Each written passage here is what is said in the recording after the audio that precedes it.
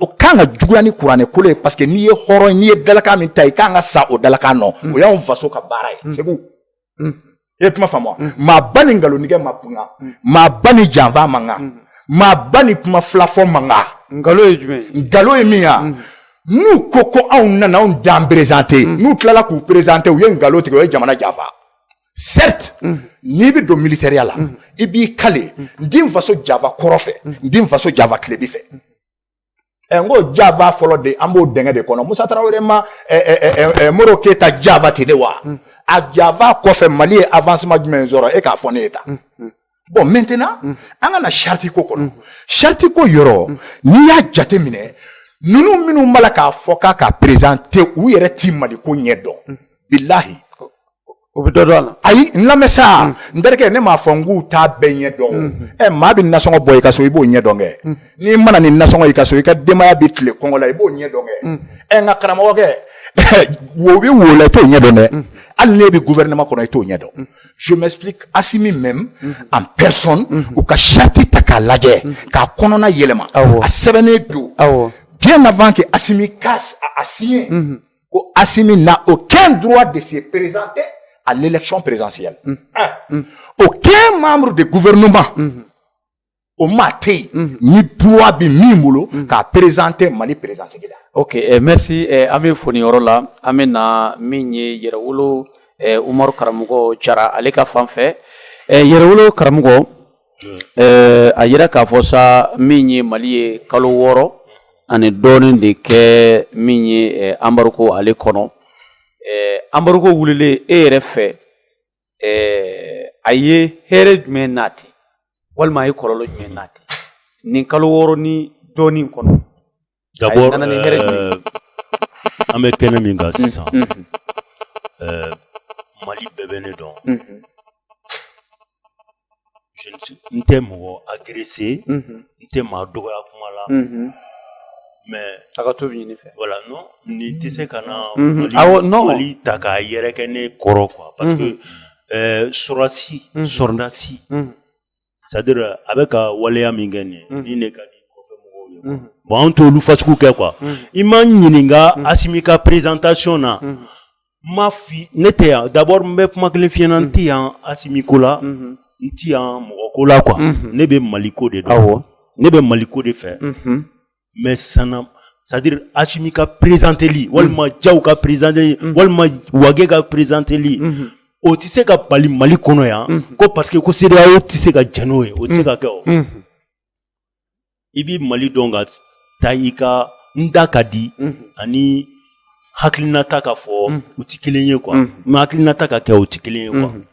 ne bɛ min f'i ɲɛna n ye kuma daminɛ ni embargo tɛ Mali kan ye embargo ma deli ka kɛ Mali kan ye embargo tɛ se ka kɛ Mali kan embargo minnu y'a kɛ a ye min k'olu la bi mɔgɔw hakili la ko gɛlɛya min bɛ États-Unis bi a tɛ yan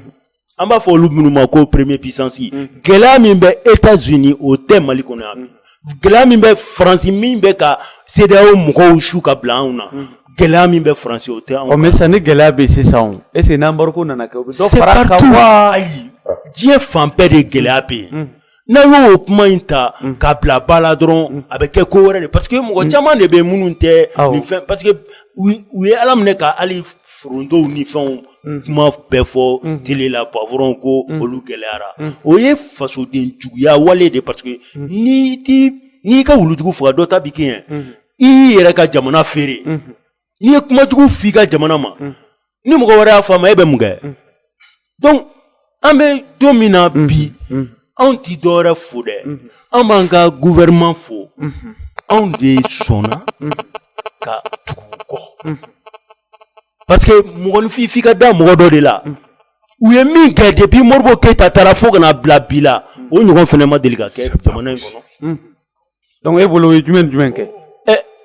u ye jumɛn kɛ e yɛrɛ sigilen bɛ yan nɔ o ye jumɛn kɛ o dogolen don Mali la ɲininkali don o dogolen tɛ Mali la mɔgɔw bɛ k'an lajɛ Mali seleke naani bɛɛ lajɛlen mɔgɔw bɛ k'an lajɛ mɔgɔw yɛrɛ b'a dɔn min kɛra jamana in kɔnɔ yan parce que d'abord armée tun bɛ cogo min ka daminɛ Alifa Umaru tile la ka na bila bi la Musa tagalen kɔfɛ fo ka na bila bi la armée a changé armée ɲɛda bɛɛ changera mais mɔgɔw bɛ ka kuma min fɔ ko attaque bɛ ka kɛ attaque ma kɛ États-Unis avion ma ta ka taa États-Unis susu wa 11 mai la donc mɔgɔ tɛ se k'olu bali mɔgɔ attaque ninnu mɔgɔ tɛ se k'o bali o donc c'est-à-dire n bɛ ka min f'i ɲɛna fo jamana kɔnɔdenw k'a dɔn k'a fɔ ko i ka jamana i man kan ka sɔn ka kuma jugu fɔ a kɔnɔ hali n'a sɔrɔ kojugu de bɛ ka kɛ jamana in kɔnɔ c'est pas possible hali n'a sɔrɔ kojugu de bɛ ka kɛ jamana in kɔnɔ i man k'o fɔ quoi faso kama antenne yɛrɛ kan c'est même pas i bɛ k'i yɛrɛ de feere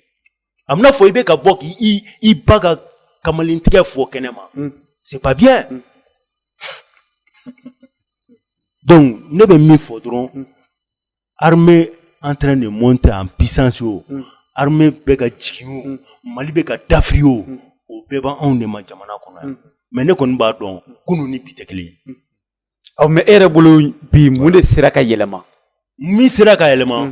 o ye armée kun bɛ dugu ma armée wulila k'i jɔ n tɛ tɛmɛ o kan parce que diɲɛ bɛɛ jamana yɛrɛ bɛ a jɔsen fɔlɔ ye armée de sécurité kunun ni bi tɛ kelen ye comme ne kun ye ɲininka bi ni min sera ka kɛ bi ni min sera ka kɛ armée de tun bɛ taa attaquer mais bi armée de bɛ wuli ka taa attaquer très bien mago b'olu de la o